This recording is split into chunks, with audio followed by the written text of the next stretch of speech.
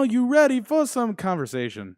This is Corey, and this is the O The Anthem podcast. Good afternoon, everybody. It's Rob. Welcome to episode 231 of the O The Anthem podcast, broadcasting to you from the hashtag OTA LA studios, high above the 110 freeway in downtown Los Angeles, California. Thank you for joining us. Yes, thank you for listening to us on Facebook as the live stream goes on. Thank you for checking out the YouTube videos. Thank you for subscribing to the podcast on your RSS feed of choice. All of these things are very much appreciated by us. And yeah, we're stepping up the game again a little bit here. Trying to get the audio streaming a little bit better. We heard the complaints, so if you're in the Facebook group right now, Facebook chat right now, let us know how we sound. So if it sounds better than it has before, if things are improving, we desperately want to know. And of course, if you listen to this later on during the week, you can check it out. 443-219-7595. What's that number again? That's 443-219-7595. Let us know how we sound. Let us know what we talked about. All thoughts and comments are welcome there at the listener line. And of course, you can find more O The Anthem at O The Anthem on Twitter and Instagram. You're listening right now on Facebook. Make sure you hit that bell to put a notification up. Let you know whenever we're online. And you can join us to be part of the show. Word. So a lot going on this week. Let's start off where we always seem to start off.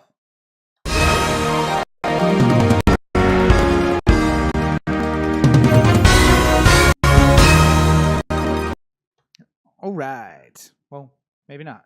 There we go. There we are. All right. There's the fun. So, first week of NFL football. Yes. And NFL football not over, even here on the West Coast, as we are able to watch Monday Night Football right now. Yeah, I mean, we sort of have it on just in case something crazy happens. We can be. Oh my God! Carr just broke his leg. What? No, I'm just kidding. At least it's not Goff. Goff is my only hope tonight. Right. Jared Goff, I need you to throw to this guy and this guy only. Do not hand it off, and do not throw to this other guy because else I'll lose. This is my least favorite part about fantasy football. Tonight, my matchup, the only players remaining in my matchup against Rob, not this Rob, not the this other Rob, other Rob, is Jared Goff and Brandon Cooks on my team versus Todd Gurley and Cooper Kupp on Rob's team. And I have to do that thing where it's like, I want Jared Goff to have an amazing game, but never throw it to Kupp. Don't hand it off. I don't want him to hand it off. I just want him to constantly be like, down and just throwing to Brandon Cooks. Like, if we could get 5 touchdowns between Goff and Cooks, I think we're good. Yeah. And then he's already thrown 1 touchdown to Gurley. Yeah. So now I'm just doing this like, all right, now I got to make up for this with an extra 30-yard pass to Cooks and another touchdown and a 2-point conversion. Like, it's all the complicated math that goes into fantasy football. How close are you to winning this week? I mean, I was down by 10 going into the matchup. Ooh, that's not good. Not a but good place to be. What I did like about it was that because I have both Goff and Cooks, I can double up touchdown points. Right. So if he throws one to Cooks, the touchdown is not only the 5 from Goff, but also the 6 from Cooks. Now, but if he throws one to Gurley, how does that break down? It would be, I would still get points for it, but Rob would get 1 more point. Right. So you just fall further behind on that touchdown. Yeah. Although all the throwing yards that don't go to Gurley or Kupp count plus at 10 plus 1 point. So if he throws 570 yards, you're going to make up 6 points. And none of them are to cover to... None of them are to cover to Gurley. Yes. Yeah. At that point, I feel like I win. Yeah, right? Sure. Just automatically win? So in the Posse League, I have taken a commanding lead, and I will win the week. I'm trying to figure out how to make this thing transition. I can't remember. Oh, well. Yeah, and I have taken a commanding lead over Ryan, and I will win the week. I think I'm going to win 130 to 115 is the estimate right now, so that's pretty amazing. And for the first time, Corey, kind of crazy, I'm in 2 leagues, and you are not. Yeah, I know. As we talked about, I think last week or the week before. Oh, Jordy Nelson adding to my point total. I appreciate that. Oh wait, no, that's in my other league. He's in my other league. Also hard to keep track when you have 2 leagues. You're like, oh yes. Oh wait, this doesn't really especially matter. Earlier in the year when you haven't committed all your guys to memory yet. Yeah. We talked about 2 weeks ago or last week that you weren't able to get your league together. Is that right? Yeah, we just couldn't make it work. There's just too many There's been too much fluctuation in that league anyway, so maybe it was for the best. Too much that fluctuation. What do you mean? like people leaving and going and stuff like that. Like the Posse League just gets bigger and bigger. Yeah, we got to stop Like adding people. We It's like started 14 as a very teams now. modest 8-team league. Yeah, And then we're almost double that now. yeah, we're at a Good 14-team league now. So And the draft took 2 hours. well, it's also because I was taking my time, like looking at. I always like to do that thing before I draft somebody, where I Google them and write in injury okay. and just see what pops up. So if it's like, oh, I'm thinking about taking David Carr, then or Derek Carr. David Carr.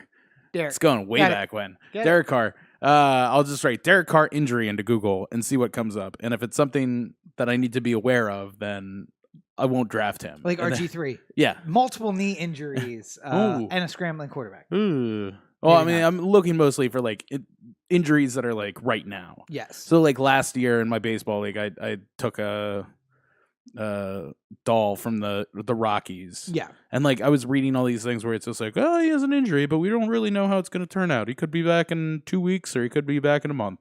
And I'm just like, well, all right, well, I'll risk it. Yeah. He's fallen far enough that it's like seems like a value to me. Yeah. And then he never played.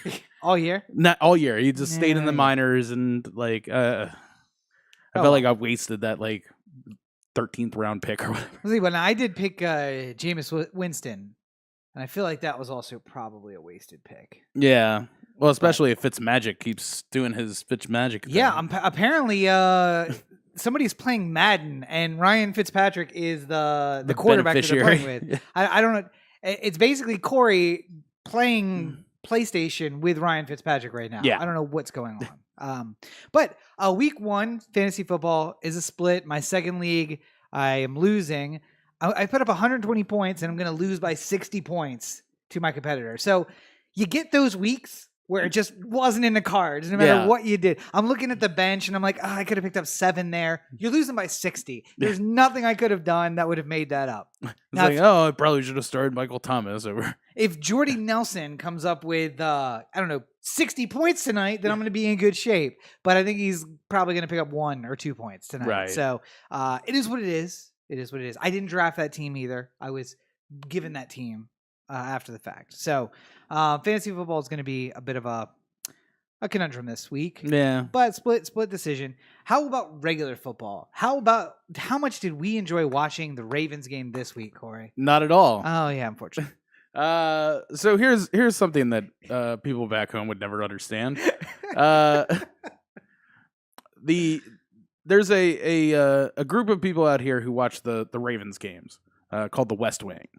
And the last couple years, they've been doing it at Big Wings in Hollywood, Which was okay. We've talked about it favorably before about like our time at Big Wings, and this year it changed from Big Wings to the Parlor, and the Parlor. No, wait. To be fair, it changed back. Yeah, to the they Parlor. had at one point been to the Parlor, In fact, our first week here, we went to the Parlor to see the game right? at the Because recommendation Brendan of your brother. said Yes. that they do it at the Parlor, And instead, we were disappointed and had to go find them playing at Big Wings right? the next week. Yeah. Yes.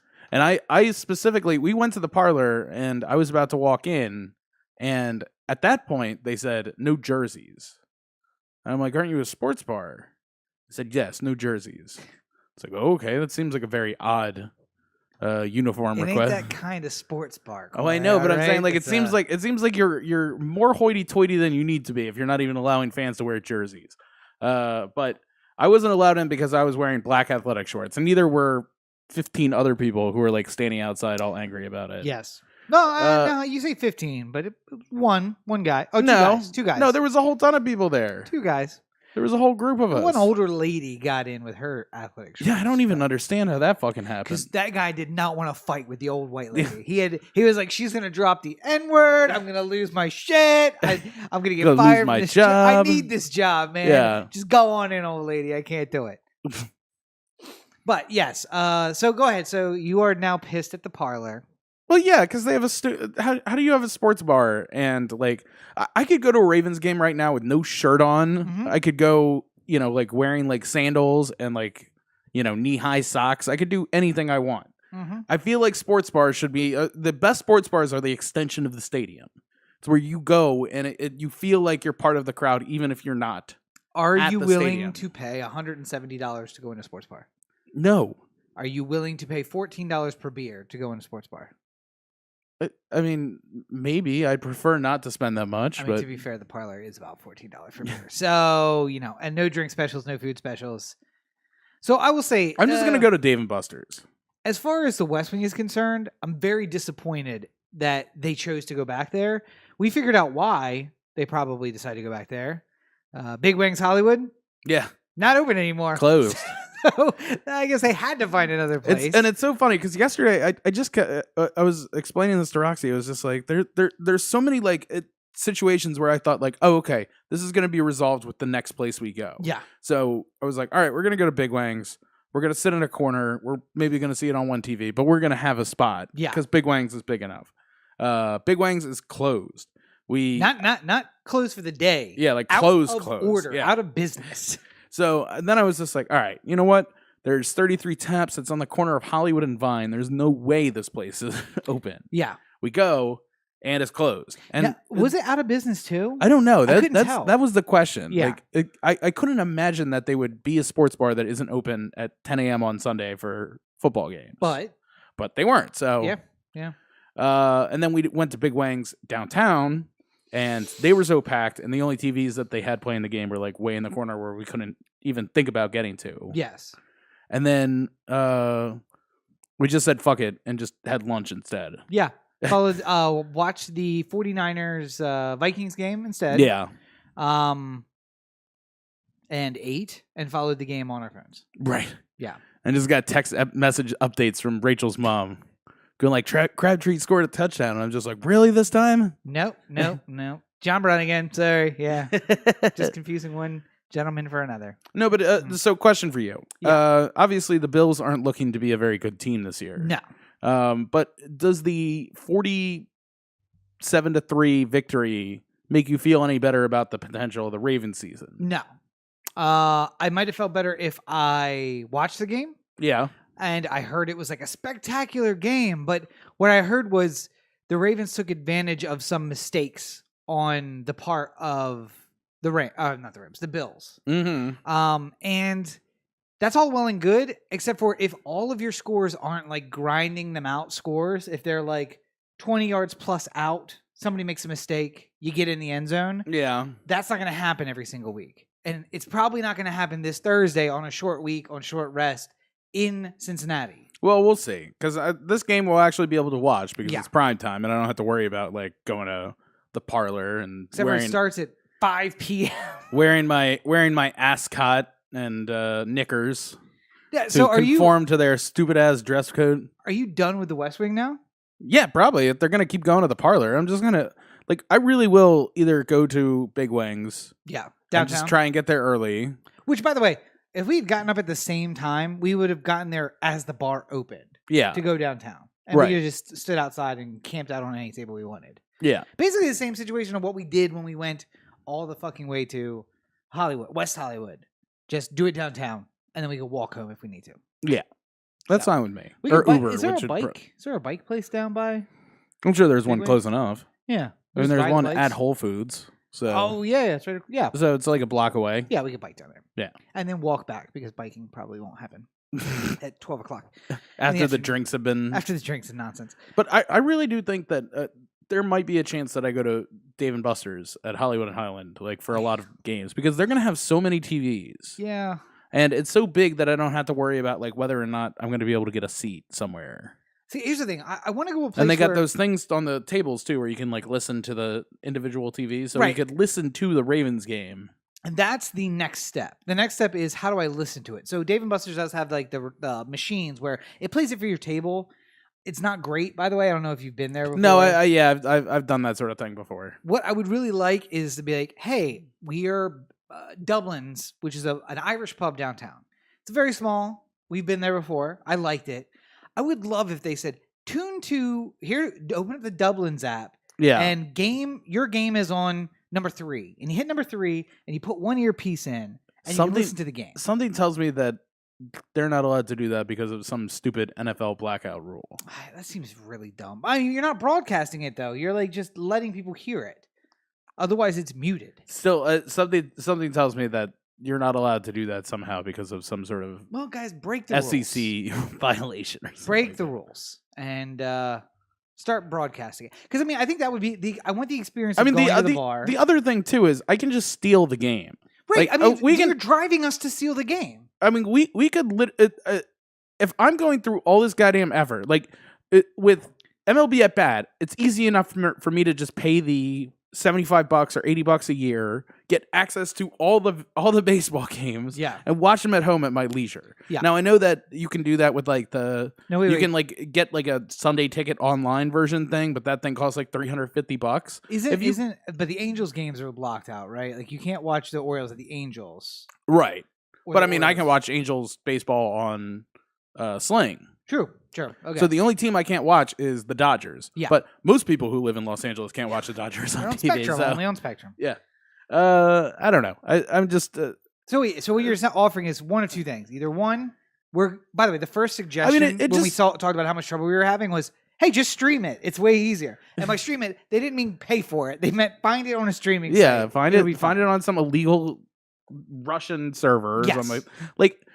You're not. This is the same thing that happened with like music and movies and stuff like that. If I went to, I would usually go to a record store of some kind to try and find an album that I wanted. Yep. And if I found out that it wasn't out or that they didn't have any copies of it, maybe I'd go to another place. If not, I'd go find it on Napster and I'd just be done with it. Yes. Or LimeWire or whatever. I tried my best. I legitimately went out to try and spend money. You are not making this access easy for me, so therefore I will go and steal it instead. Yeah. Now, instead, we went to not 1, not 2, not 3, not 4 bars. Yeah. No, 4 bars. 4 bars to try and find a place that had it on where we could watch it and be comfortable. Yeah. All strikeouts. Right. And then we ended up giving up. Don't make it that difficult for us. Yeah. I will literally just go home and steal your fucking product. Again, like the whole thing is like, give us a 15, 20, 30, $50. I would pay $50. For the season of watch it only online. I mean, like, think about it. The Sling add-on. Yeah, like, or there's 16 games. So if I said $5 per game, sure, I'm down. I'm in. Yeah, I mean, like that's $75 right there. I'm in. Sure. Yeah, that's and not fair. Not $5 per game. $5 per week. Well, yeah, but because I mean, like you get 16 games next week. But I mean, like, I would be fine just paying for the Ravens too. Like, not even having to like. Just getting like a Ravens only stream. Like I don't need to, it'd be fun to be able to like go like, oh, I wonder what's happening in this Steelers Browns game. But I mean, like I probably never would do that. And certainly not pay the extra price to do so. Yeah, I honestly like it would only be great to have the extra choice for the late game or the early game, the one that the Ravens aren't playing in. Basically. I just feel like at some point, like probably MLB, because they're like way ahead of everybody else in terms of this. But I feel like at some point MLB is just going to be like, you know what, we're not really doing the TV thing anymore. Everyone can buy the streams online. Yeah. And then people are going to realize that like as soon as they figure out the whole blackouts and, like broadcasting, blah, blah, blah, and are able to put it out online for everyone to enjoy for like a flat rate, and you could just tune from any game because it's all on the internet, that's when it's going to break out. And like every, 50% of baseball fans are paying $80 a year, and it's actually more in MLB's coffers than it was when people were getting cable packages. Yeah. Like that just seems like the make sense version of this. Because again, everyone who's watching on cable or not watching on cable, there are probably fans who would rather stream than watch it. Yeah. I guess. Oh yeah. What's the local Orioles? It's on JZ. It's not on WJZ every time, is it? Masson. No, it's Masson. Right. Yeah. Masson. Yeah. And so you have to get the upgraded package on cable that doesn't just come with Masson. So it comes with Lifestyle and all these other channels that you don't give a shit about. But so I either have to decide: do I want the Orioles and all this stuff, or do I want to save myself $15 a month, or I pay $80 a season and get it directly from the MLB and all of the value of Masson. Peter Angelo's that entire fight over Masson and Masson 2. Right. All out the window. Doesn't really matter. Well, he'll still get a cut of the Nationals broadcast. Sure. So, but it might make it easier. You're just splitting it evenly between all these different You know? No small market, just everybody gets the same? Yeah, everyone gets the same cut of the MLB TV package. Why not? Yeah. That seems very, very, very good solution for me. And hey, NFL, maybe you could beat them to the punch and let us do it instead of saying, "Hey, you don't have DirecTV, but we're going to charge you as if you do have DirecTV, and then on top of that, you pay extra for." I still think that at some point in the near future, probably in the next next 10 years or so, you're going to find yourself opening up a world where NFL broadcasts are like opened up to different commentaries tracks too. I would love that. if you really like me and Rob talking about the Ravens, you could listen to us do a play-by-play of the game live as opposed to whoever the CBS commentary crew is. Like, we actually could do that. Technically that's against the law too, but I'm saying like if there was like a live stream where like you could just like hit like the SAP button and instead of it being like Spanish, it's just like on the online version you can like pick your feed. We could do a live stream though where we talked just during the and just kind of like, oh, God, look at that. Because I'm pretty sure like what the fan used to do. Yeah, that's what they did, right? They had a show that was like on during the game. And they just talked about what's happening. They couldn't say like Joe Flacco putting steps back, 5-step drop, and it's complete to Michael Crabtree. Like they would do like well, I think the offensive line isn't concerned. Joe Flacco just completes a Michael Crabtree. Yeah, that was what they did. I remember them doing that. Right. So yeah, we could do that. So if you guys would like us to do a commentary track for this Thursday's game, we'll be able to watch. Pay for DirecTV for us. Yes. Get it hooked up here, and we'll do every single game. We'll just but we can still do Thursday. Yeah. I mean, at least the second half. We do for Thursday for free. Yeah. When I get home. Give you a taste of Thursday. Sure. See if you guys like it. But only if we should make a poll or something that people have to respond to. So then we don't have to do it. That's really my goal. Yeah. Nobody's going to respond to it, and then we don't have to do it. If 500 people say do it, then we'll do it. Yes, that's the rule. There we 500 people say do it. So you can hit us up at 443-219-7595. What's that number again? 443-219-7595. If you want us to do it and 500 people say yes, we'll do it. Anyway, you want to talk about the Orioles at all? I mean, we are the fastest team to reach 100 losses. So there's that. In the record books. And still on our way to losing the most games. Yeah, ever in a 162 season, right? I think so. You know what's most upsetting to me about this Orioles season is that there's a phrase that I say a lot, especially at the beginning of the year when we do the podcast and we predict how the Orioles season is going to go. By the way, don't listen to what I predicted this season. It did not work out. Are you talking about the win 54, lose 54? It's what you do with the middle 54? Yep. And it looks like the Orioles aren't going to win 54. So that whole expression is just completely out the window. Yeah. Hold on, let me double check real quick just to see where they are.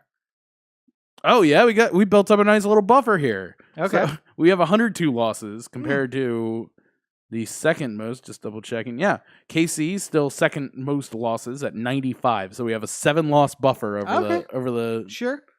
So that number one pick is as good as ours. By the way, what's the wins with 41? Yeah, we might not make it to 54. We'd have to win 23 of our next 23 games. Winning out. We could do it. We're you want to guess how many games back we are of the Red Sox right now, by the way? 57 games. So close. 56 and a half. Ah, yeah, that was a shot in the dark too. Oh, man. God, 56 and a half games back. Yeah. Just as like an aside, like the Texas Rangers are 28 and a half games back, and they're last place in the West. Yeah. So we're twice as far back as another last place team. Ridiculous. Anywho, that's enough depressing sadness for 1 week. All right, hey, moving on.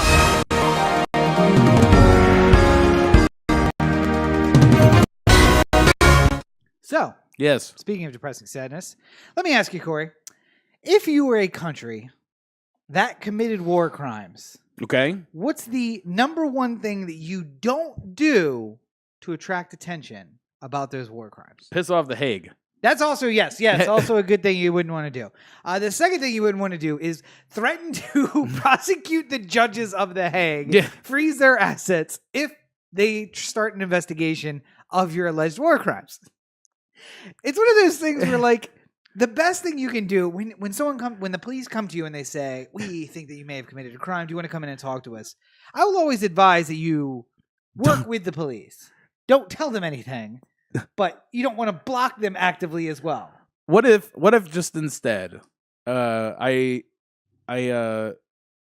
police call me and they say, "Hey, we'd like to bring you in and talk to you about this crime that we think you might have committed." Mm-hmm. I'd be like, "Well, first, where is this crime being? Where would this be charged? Is this like a local crime?" Just like, yeah, it would just be in the district court system. I'm like, good. Give me a couple days and I'll come in. I'll come talk to you. Mm-hmm. They're like, okay, that sounds perfectly fair. And they hang up. I go online and find a list of all the district court judges that would possibly be ruling in this case. Right, yes. Take a shit in bags, light them on fire, knock on their doors, and run away. Mm-hmm. But run away only far enough so that when they come out and stomp on the shit, I can still pop up out of a bush and be like, haha, it was me, Corey Baker, who did that, and then run away. Yes. And then wait for me to eventually be found, indicted on the crime. And then when I show up in the court, just being like, hey, it's you again. The guy whose foot got all shitty because of me. Yes. Well, what are you doing here? That is very similar to what the United States has done. That's what John Bolton's doing. Shitty. What's the not hot foot? I don't even remember what this prank is called. No. Where you stomp on shit. Ding Dong Ditch is where you just knock on the door and let it then run away. But it's not really that. It's it's like lighting a bag of shit on fire. Doesn't need a special name. Do you have to have a name for it? God. Does everything have to have a name? But John Bolton, you remember him from Mustachio magazine and Mustachio aficionado. Yes, the future Afghan war crimes tribunal. I'm sure he'll also be a part of. But nonetheless, he is the secretary. No, he's a special assistant. Special assistant to the president. Yeah. Something that doesn't need to be confirmed by Congress. Right, because he would never get confirmed by Congress because he's a warmonger. Yeah. Who may or may not have ordered war crimes during the Bush administration. Yeah, who made people at Fox News uncomfortable. Funny thing about that, the ICC announced back in November that they were going to try and move forward, or the prosecutor requested that the judges look into opening a case against the United States for war crimes in Afghanistan. Mm-hmm. That was a very long explanation of what it is. Yeah. But apparently what had happened over the last 6 months is that they've begun looking at that. They've gathered witness information that this is part of a bigger investigation about war crimes in Afghanistan in general, under the Taliban, under Al-Qaeda. But the United States is also a part of this because we're a part of the situation in Afghanistan. Yeah. And this did not go too kindly in the Trump administration, but they didn't say anything at that time. At that time, it was like, well, let's wait and see. Well, Bolton wasn't in there at that point, I don't think. Oh, that's right. Yes, Bolton was not there yet. So, so then, we still had Flynn. Flynn was in. No, it was last year. Yeah, Flynn was in 2017. That would have been 2016. No, he was elected in 2016. Yeah, Flynn was there in 2017. Yeah, but not at that. It was November of 2017. Oh, yeah, that's right. So you were not by then. Yeah, you only made it for like a month or two. Not important. Yeah. So what is important here is that 6 months later, they had still not come to any resolution, and the judge's term ended. Mm-hmm. Because the ICC, unlike, the Supreme Court of the United States, judges have term limits, and they have terms. So at some point, they stop being judges. It's not just for life. So these judges went out. New judges came in, and they said, well, we got to start over looking over all of this evidence, but we'll let you know coming up soon. And what we're hoping to do is in 6 to 8 weeks, we'll have a decision. That was 6 weeks ago. So we're on the verge of that happening. And then also this week, in related but unrelated news, the president announced that the administration announced that they were cutting aid to Palestine, aid to the Palestinians, and not military aid, mostly support for hospitals and oil for heating and electricity and those kind of things. And in response, the Palestinians said, well, we are going to push forward to get war crimes tribunals against Israel. Now, this is a problem because, as it turns out, Israel also has committed war crimes. So it's going to be problematic when they go before the tribunal. And in response, the U.S. Bolton announced that they were going to be closing the special envoy to the PLO. The PLO is the Palestinian Liberation Organization. It represents the Palestinian interests in the United States. And we're going to close their envoy, which is essentially their embassy, the embassy of a country that we can't recognize. Taiwan doesn't have an embassy. They have an envoy. It has a special envoy. Yeah. Yes. Palestinians have a special envoy. South Sudan had a special envoy for a long time. Now it has an envoy. Or now it has an embassy. But East Timor had a special envoy. East Timor. A bunch of countries that weren't countries a little while ago. Nonetheless. So the end result of this is that the United States, through John Bolton, announced that if the ICC was to bring charges on any Americans, that America would freeze the assets of all ICC judges and employees, that they would bring charges against them. What charges? I don't know. For to be determined. The charge of treason against the United States, which we can't seem to put on anyone who's actually committed treason against the United States. But they would also, so they would try them in absentia, that they would freeze all their assets, and that if they ever came to America, they'd be arrested.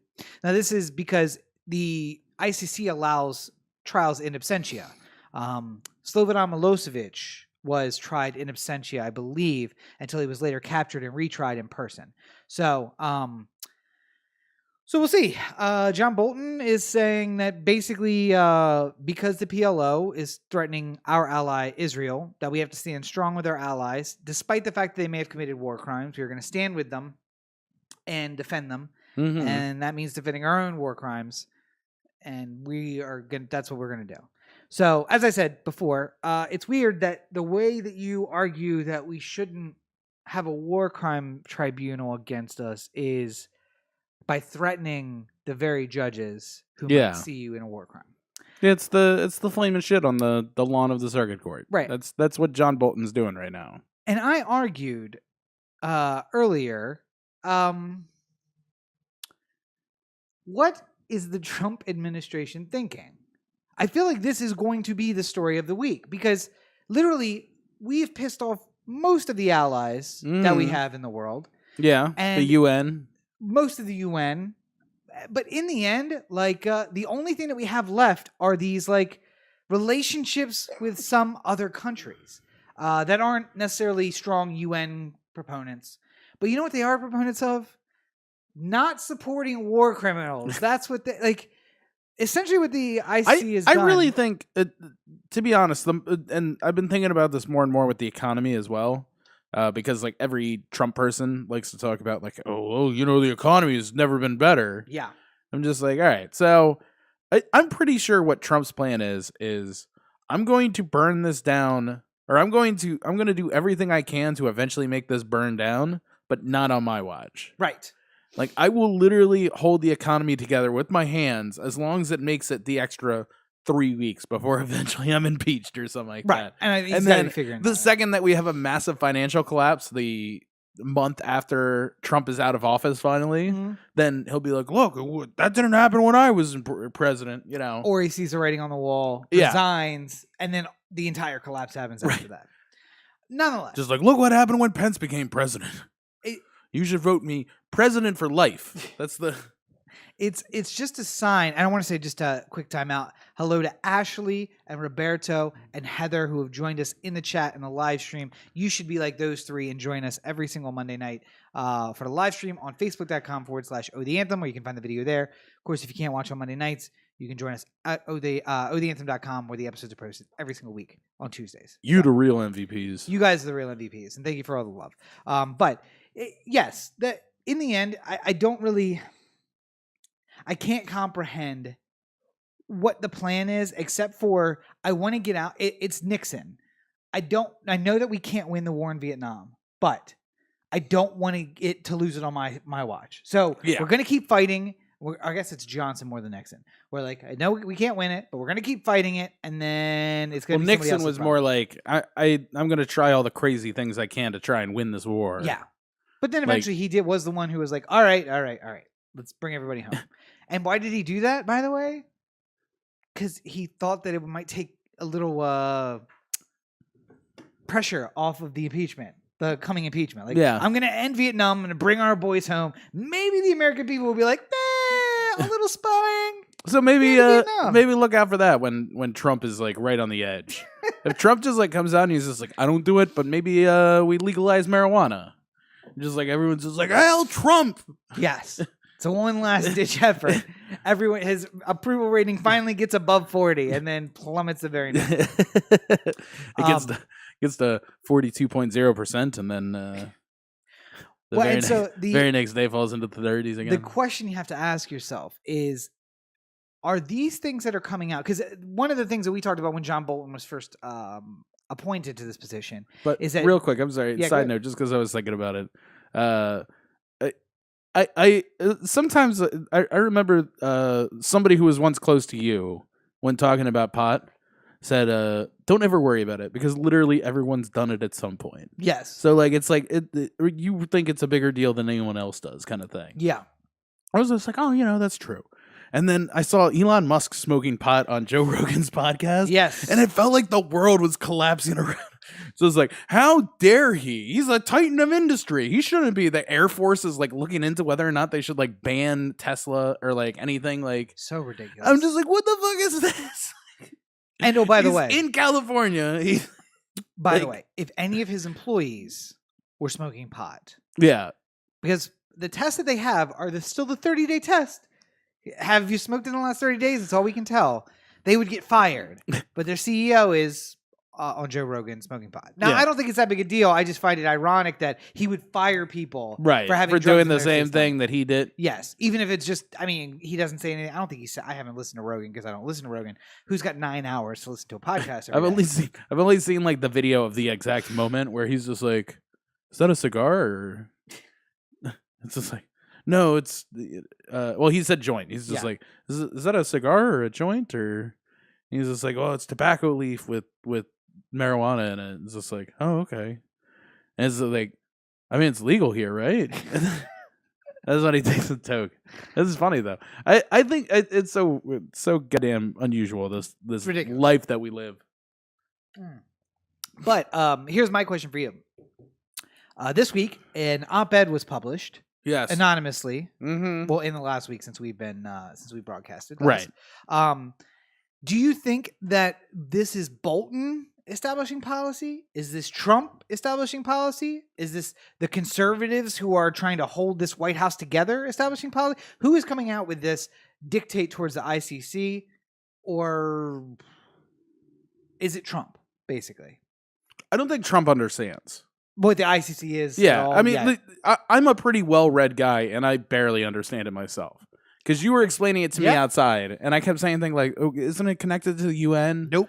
And I'm just like, I'm pretty good with the details on these sort of things, and had absolutely no idea how the Hague worked. Yep. So, by the way, it's established by the 2002 Rome Treaty, not under the UN. Something completely separate. The U.S. is not party to this treaty. Ironically, Afghanistan is.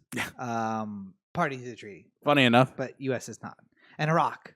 The new Iraqi government is. But U.S. not. So. Yeah. So, I mean, like, I doubt Trump knows what the hell he's doing. And I think he's just letting other people do that. So, Bolton, do you think this comes from Bolton? Oh, yeah. It's just Bolton going. Just saber-rattling because he wants to go to war? Well, I think Bolton's also probably saying they're not going to do anything. Which may or may not be true. Yeah. Although, if I was one of the judges, I would be like, all right, game on. Let's do this. I just don't get the point in like I also feel like so here's the interesting thing about the Republican Party right now. I like to bring up say all the time that this isn't the Republican Party that I grew up on. Yeah.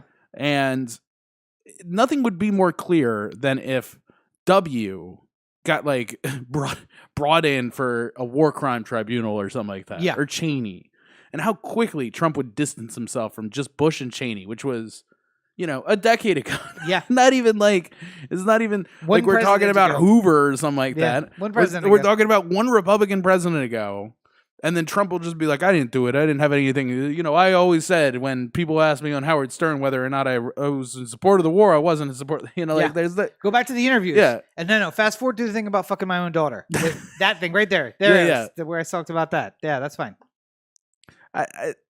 He doesn't give a shit. Trump's all about Trump. Yeah. And literally, I feel like some of these people, Mattis and Bolton and some people in like this, Haskell and the CIA and FBI and stuff like that, probably at the run of whatever the fuck they want to do. Yeah. As long as it doesn't involve Trump having to be involved. Like, just if keep Mattis, it quiet, keep it small. Yeah, if Mattis just walks in and he's just like, oh, we're going to do these 5 military things today, and Trump just looks at him and he's like, yeah, sure, whatever. Yeah.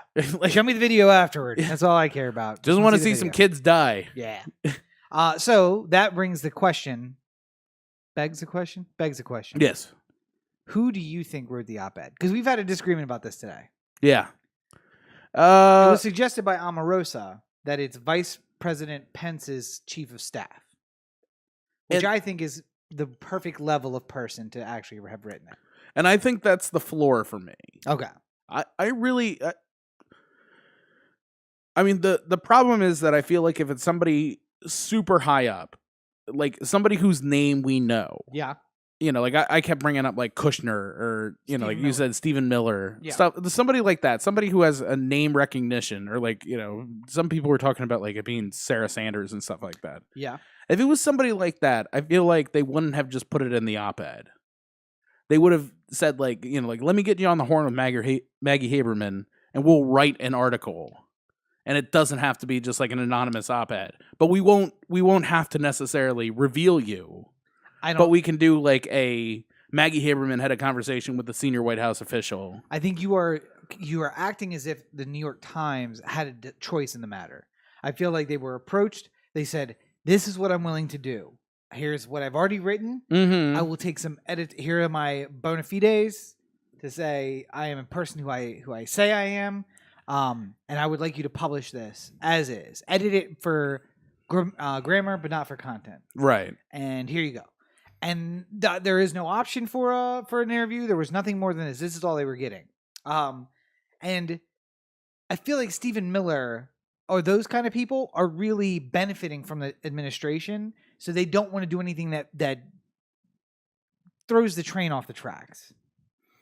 But like Pence's chief of staff is first of all, somebody in Pence's organization is the perfect one to frame it as we are trying to keep the integrity of democracy together. Yeah. So when Trump is inevitably impeached and... Well, I mean, it's going to be a lot easier for Pence to run in 2020. Yeah. If he's already president. Yeah.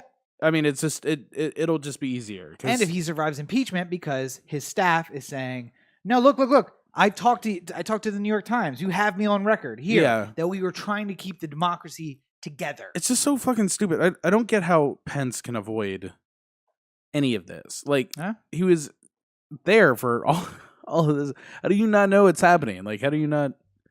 Anywho, I mean, like, he's going to play the same thing he did with Flynn, which is just like, well, I'm shocked to find out that there's gambling in this establishment. Like, I think maybe he's as dumb as his character on Our Cartoon President. Yeah, just innocent and dumb. God, I love that show. Yeah. No, I have to imagine that the people who work at the New York Times and are responsible for deciding whether or not they're going to allow an anonymous op-ed did the thing in their mind where it's just like, all right, if and when this eventually comes out, are people going to just roll right past it because of who it is, or are they going to say like, oh wow, I see why, like, because if it's Kushner, just to throw a name out there, then obviously he has to stay anonymous, Mm-hmm. like there's no way that he can come out and say the things that he says in that article and just write Jared Kushner's byline on it, because he would be immediately thrown out of the family and the White House and everything like that. Anyone who works at the White House can't publish that because but I'm saying like if it like I mean if it's the second deputy, the undersecretary of agriculture, then nobody's gonna people are going to hear that name, Sue Johnson, and just be like, what the fuck Sue Johnson know? Unless the New York Times saw the content, liked the content, and then agreed to post it anonymously just to get the content out there so that we would have this exact conversation. I mean, that somebody in the White House is allegedly holding the democracy together. So it's similar to along the lines of the op-ed here, though, is in the end is the whole problem. Obama had a press conference this week where he basically said, you guys understand that democracy is unraveling underneath of us, right? And I think his idea was that he was just going to give the speech, and then every network was going to cover it like a president giving an important address. Which they did. But the problem is Fox isn't going to cover it like that. No.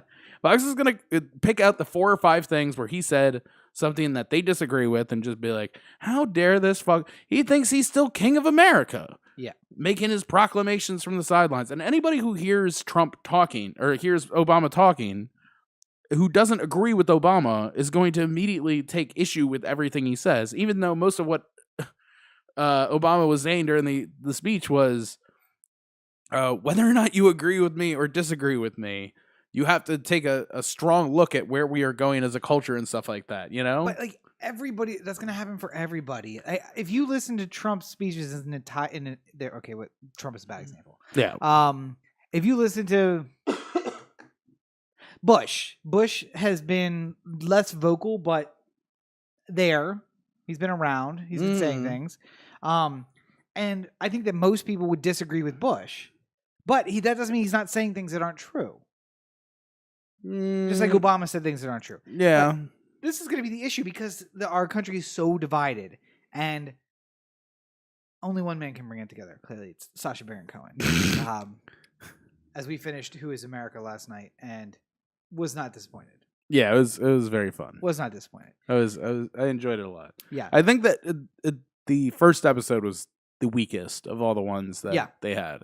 The last one wasn't the best either, but the middle was strong. The middle 5 were strong. Yeah, so. Which sometimes I wonder if we could look back on that, reorder them a little bit and make them a little bit better. But But I have one question for you. Something that occurred to me during the show that we didn't talk about pre-show. Yeah. Going back to the Bolton making policy and Mattis making policy, where are the Republicans in Congress right now? Where is Congress as a whole? I don't know. And, I was thinking about this during watching Kavanaugh confirmation hearings and stuff like that. The amount of... I often like to bring it up as this. Even if you're partisan, even if you're a Democrat, even if you're a Republican or a Trump Republican or something like that, just imagine if things were on the other foot. If Obama had, was trying to put through Sotomayor, and only Democrats only gave 6% of the amount of files that she had ever written before, right? And she was in a government job and stuff like that. Like Fox News and Breitbart and all these InfoWars and everything like that would never fucking stop talking about it. Yep. There would be Ted Cruz lighting himself on fire in the middle of the Senate building. There is no way that would stand. And if it happens on the other side, it's just well, yeah, I mean, you can't release all of Kavanaugh's things because he was part of the Bush administration, and some of these things are protected by national security, blah, blah, blah. I find it so amusing how fucking you can't even see an eye for an eye or a right or wrong anymore. It's just all underneath the auspices of team sports, More importantly, much like if we watch the Ravens game and I get upset at every single penalty that's thrown against the Ravens. Yeah. If I look at it from I'm watching the Rams Raiders game. I don't give a shit who gets penalties or who doesn't. Right. I can call that one more fair. Say oh, that was definitely a penalty or that wasn't a penalty. But if I'm watching the Ravens, I can't be. The Republicans are pushing through a vote on Kavanaugh on Thursday. Yeah. What else is happening on Thursday? Have you been paying attention? What's happening on Thursday? Oh, Corey. What? You're so out of touch. What happened to you being in touch with your roots back on the East Coast? On Thursday, a Category 4 or 5 hurricane, the Oh, strongest storm yeah. to ever strike the East Coast. A storm that is going to hit North Carolina, and at the time it comes ashore, be bigger than the state of North Carolina Yeah. on Thursday. Literally, there are thousands or millions of people who are going to flee for their lives on Thursday, and the Senate is saying, wait, don't leave D.C. yet. We got to vote for Kavanaugh. We got to get him confirmed. So I don't know what is so pressing. Well, I do like. Did you hear about the the thing that's in the DC Circuit Court right now, or the DC Court of Appeals? That's coming in front of him? Well, no. About his confirmation. Oh, that Merrick Garland is going to be up on handling the perjury investigation? Yeah. Oh, no sweeter thing. No sweeter thing but the way that it would karma be works so out. fucking funny if he's found on charges of perjury and it's Merrick Garland who swings the gavel in favor of. So sweet. But Hilariously not to downplay. sweet. Listen, folks, Category 4, Category 5 hurricane is no joke. Yeah. If you are listening to the sound of my voice and you are living in the Baltimore or DC metropolitan area, be very careful. Get out if possible. Move. Go west. If you can travel out, do it. It is not going to be a joke. If you are in the Outer Banks or the eastern coast of North Carolina, get out. It's not going to be good at all. And despite the fact that the Senate is staying and taking a vote, if you're in DC, you probably should get out too, because that's a town that is apt for flooding. And most deaths in a hurricane come from water, whether it's the storm surge, or from flooding. So take that to heart and flee. But the Senate won't flee. They're going to stay and they're going to confirm. And here's one point that I made this week, Corey. I said, who cares? Who cares? Yes, Kavanaugh perjured himself. We are clear. It's almost clear, 100% crystal clear that he did so. Yeah. He testified to 3 points. We can find 3 emails that point to the fact that what he said was untrue. Right. When you do that before Congress while under oath, that is perjury. The D.C. Circuit Court can decide how they're going to handle that. But who cares? On Thursday, as a storm bears down on D.C., they are going to confirm him. They have the numbers. They're going to do it. He will be on the court for life at that point, absent one very important thing. What can get him off the court before his death? He has to be voted out by the court, though, right? No. Impeachment occurs in the House, confirmed by the Senate, just like the president. Oh, okay. And you have to be guilty of a high crime or misdemeanor. And what historically falls into the precedent of high crime and misdemeanor? Perjury before Congress. So, if one wanted to, have a reason to clean up this mess post-Trump, I get we should try to block it now. We should. It's not going to happen. There's no Democratic senator who's going to get up there in the face of a hurricane and filibuster, or I guess he can't, right? Because they have 51 now with John Aaron back from Arizona. Yeah. So once he's sworn in, which I think has already happened, actually, they'll have the 51 votes. They can't, the filibuster. The one thing that made the Senate different from the House is done. So there's nothing we can do except for having the Democratic senators not show up and not have a quorum. But something tells me that they'll push through a vote anyway and then make the Democrats sue them for not having quorum at the vote. And then for the Supreme Court, do you sit the justice when there's this question of quorum and confirmation? The Constitution doesn't say that the Senate actually has to confirm them. It's that the president appoints justices with the advice and consent of the Senate. Well, here's my big problem. I was watching Kavanaugh, and I think as a legal mind, there's no denying the fact that he is capable as a jurist to sit on the court. Well, I'm saying whether or not you agree with him politically or think that he's going to rule on things in your traditionally the Senate has supposed to been to confirm and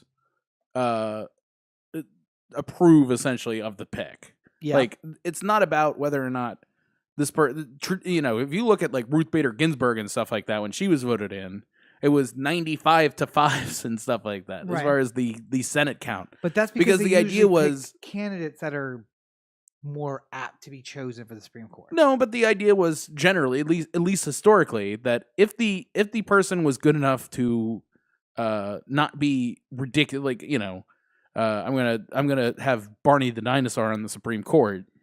Well, how about a conspiracy where a Supreme Court justice steps down, but only does so when his former? I'm not denying any of that. I'm saying Okay. I think that you know, there's the logic that you could take into this, saying that Kavanaugh is a upstanding judge and is showing himself to be a legal mind capable of handling the Supreme Court. He's not. But the fact that there's so much noise around all this stuff that they're trying to like shove him through so quickly, makes me like, that's the take care of that first. Like, as somebody who would, as a Republican, I would want them to take care of that before they try and shove it through, because I don't want to hear about it later. I don't want to hear about all the skeletons in Kavanaugh's closet that we didn't hear about until after he was already sitting on the bench, you know? And Cory Booker, I got a word for you. I was on your side last week. In fact, I think I cheered him on. Wasn't that right? I think so. Do you know what he did this week? Hired staff in Iowa. Yeah. So, yeah, no one is altruistic in Washington. Cory Booker, who made this grandstanding about releasing documents, and if they kick me out of the Senate, let them kick me out, hired staff for a possible presidential run in to cover Iowa in 2020. Yeah. So 2 years, more than 2 years out from that election, he's already staffing up for a yeah, but I mean, like, anybody who makes a lot of noise at the confirmation hearings is basically trying to do the same. I mean, Kamala Harris is just setting herself up too. But has she? She hasn't made like staff picks yet and stuff like that. But I'm saying, has she made it so blatant that the reason she's in the news now is because she wants to be president? No. Right. That's my concern.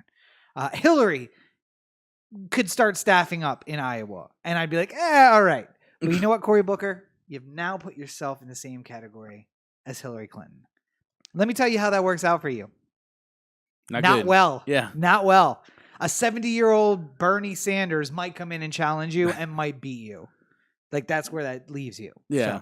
So, anyway, so fuck you, Cory Booker. I appreciate it, but now I know why you were doing it. You wanted to be in the news so you could run for president. So, good for you. Anyway, also this week, we have one last thing. Yeah. Les Moonves, head of CBS. We talked about last fall about the big fight between him and Sherry Redstone. And listen, Les, when someone gives you a golden parachute to the tune of, like, I think they were talking like $500 million. Some ridiculous. Like literally just like, you write a number on this piece of paper, we will pay you in cash and stock options for the rest of your life, that amount. And you just go away. And then I'm going to take my dad's company back over again. And you know you got these kind of skeletons in the closet, and the wind's blowing that way. How do you Well, you don't know about the wind. That's the problem. Well, Harvey was last fall. No. Like, when things were really kicking off with Sherry Redstone and trying to buy out essentially Les Moonves. Yeah. It was like 2 or 3 years ago. Sherry, I mean, it's been a continuous thing. Yeah, but I'm Sherry saying, like, brought Sumner Redstone out in the spring of this year to court. Yeah. And at some point, he could have used that and said, you know what, Sherry? Leave your dad at home. Yeah. Let's come up with a number. Leave your dad who doesn't know what day of the week it is at home. Leave him at home. Here's what we're going to do. I've seen the writing on the wall. You might think that means that you're in this fight for good. What I really mean is I see Harvey, and it's a problem. So you give me this amount, and I will go away. That's it. But he didn't do that. Oh, no. Shit. Oh, no. Well, we're here live, guys. I wonder if this is still going to record on the... I mean, it's still going out, right? Yeah, it's still going through. It's just not being recorded. So you could probably pull the audio from this. All right, let's play a game of... let's roll the dice. Let's roll the dice on the Les Moonves conversation and see if it works out. If you're Les, yeah, how do you not take that deal when you see the winds a-blowing this spring? I don't get how you don't. It's really odd to me.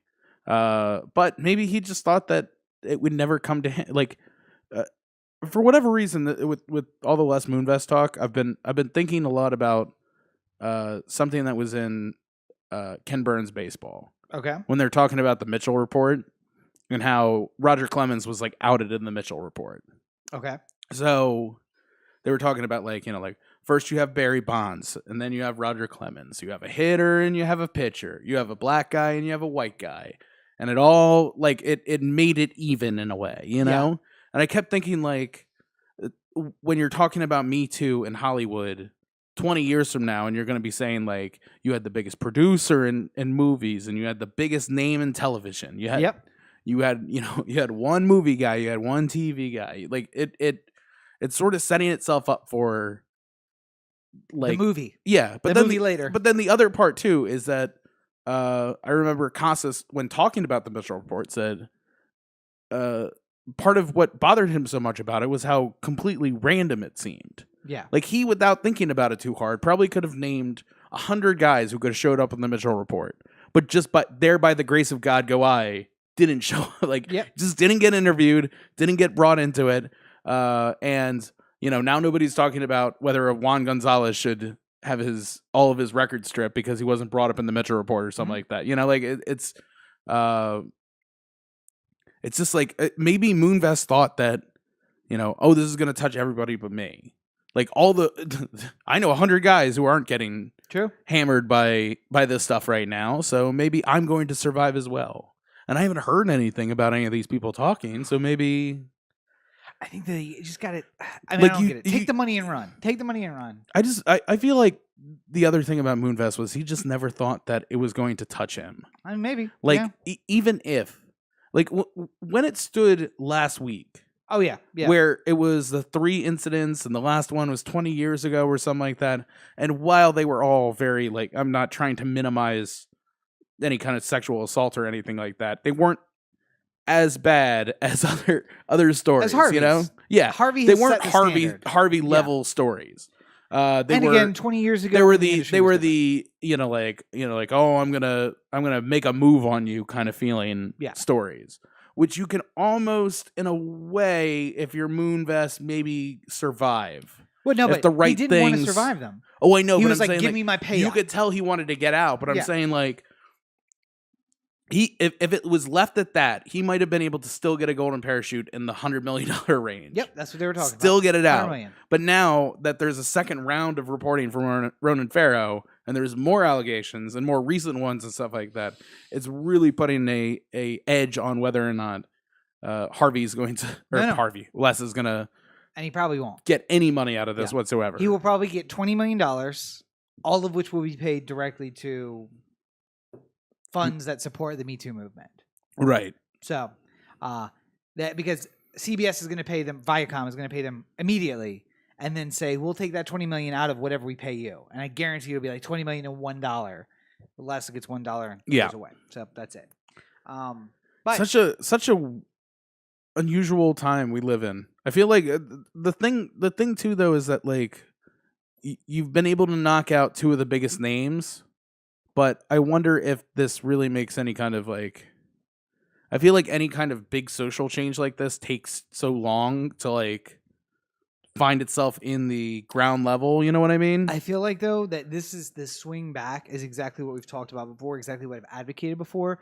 The Ronan Farrow story was well researched. Yeah. It was it wasn't just dropped. It was right. We were going to make sure that it's all true and it's out there, and it impacted immediately, which is good. We want them to impact immediately, but we don't necessarily want people just tossing out allegations. We want it to be well researched. And we talk about the pendulum where 20 years ago you could get away with anything and it didn't matter. And we reached a point probably earlier this year, late last year, where people were earlier this year, Chris Hardwick, where you don't even have to be named, but people figure out that someone is talking about you and your life is nearly ruined.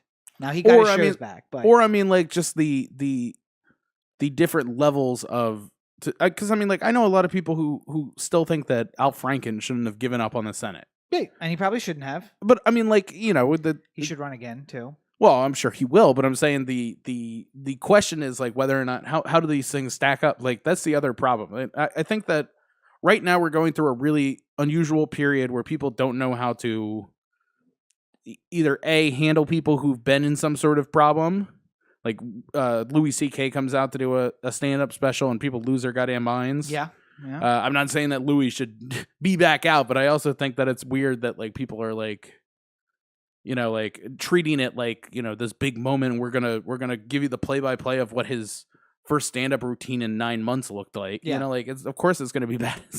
He's not in practice, but I mean, like, I hear a lot of like talks about people who are just like, well, we just won't hire women for a while because they cause trouble, and it's just like none of these things are going to be fixed tomorrow. Yeah, it's going to be fixed in time, but I feel like there's a lot more shittiness that's going to be happening for the next couple years. But while we get to the place where we can talk about this like adults and like figure out if we're lucky though, we'll get that swing back where it's going to be more of these news stories where they're well researched and confirmed, and less of the blind item. Yes. Yeah. Twitter story or Medium story or whatever. I would like to see that. I think that is a responsible medium in between. That it looked like this newest story, there was no one interfering with it, that they supported it from the beginning. They just said we need to have it well researched. It was well researched. It was timed as quickly as they possibly could get it out.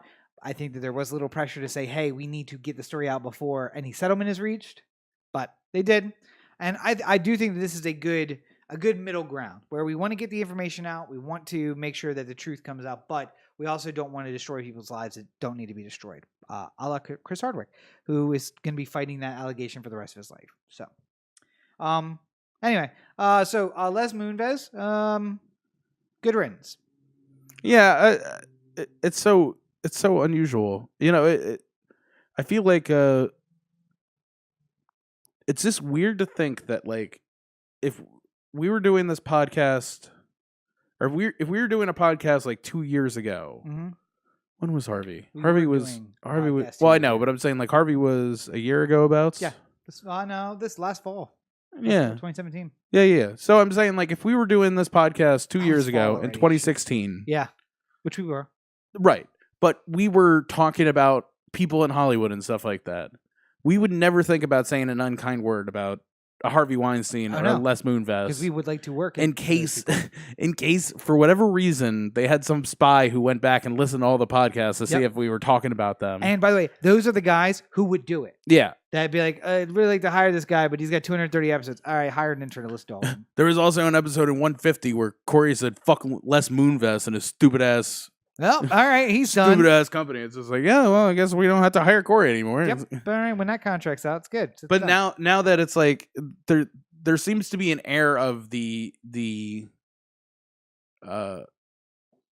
untenable. Yeah. Now down, like nobody's untouchable, which is a nice thing to end on, I guess. Yep. Yeah, and I hope that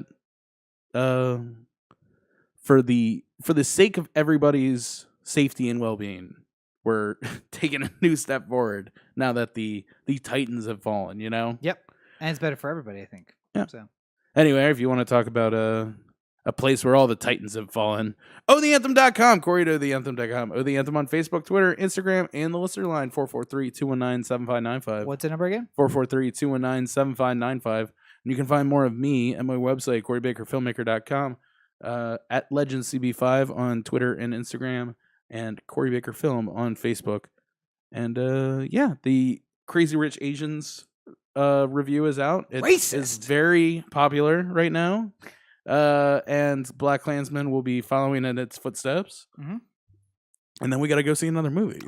Always so topical with those movie reviews. Yeah, I know. It's just I got caught up in like the feature and everything just falls behind, and I feel sorry. I'm sorry, guys. I'm trying to do it as quick as I can. I'm just sorry.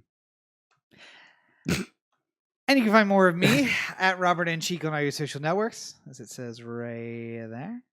Of course, make sure you check out robertandcheek.com, where you can find links to my political blog, the news websites, and the book, which is available on Amazon. Buy Rob's books. Thank you.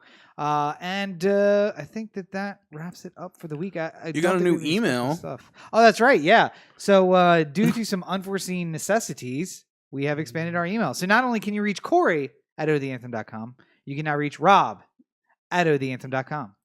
Although you still have to set it up. I'm looking forward to all the people who like just email Rob and just like, hey, I got a thing to say about the podcast. I would love to just have I don't know how many messages Corey has received over the last 4 years. Because, by the way, I was talking to some of my employees in the parking lot, and I was like, yeah, podcast, we've been doing it for a while. It's like 230 straight episodes or consecutive episodes. And they were like, damn, it's over 4 years. And I was like, yeah, it is over 4 years. It's a long time. Anytime I got anything that was addressed to you, I just forwarded it to you. Yeah. I'm just wanting to see if I can, in, let's say, 1 month, get more emails to Rob at OTheAnthem.com than Corey has gotten to Corey at OTheAnthem.com. Not including spam, just direct emails. And just like, hey, I love you. Did a good job. Yeah, actual messages. So if you have something to say about the show, if you have something to say about what I've said a lot of controversial things, and maybe you've been holding them back. Or if you just want to say hey to Rob. Or if you just want to say hey to me. Fill up the box. Rob at OTheAnthem.com. All right, well, I think we've done good here today. We've done something. I don't know if it's good. But as always, you're listening to the O The Anthem podcast, part of the O The Anthem digital network. For Corey, this is Rob. Have a great week, everybody. Catch you later, y'all.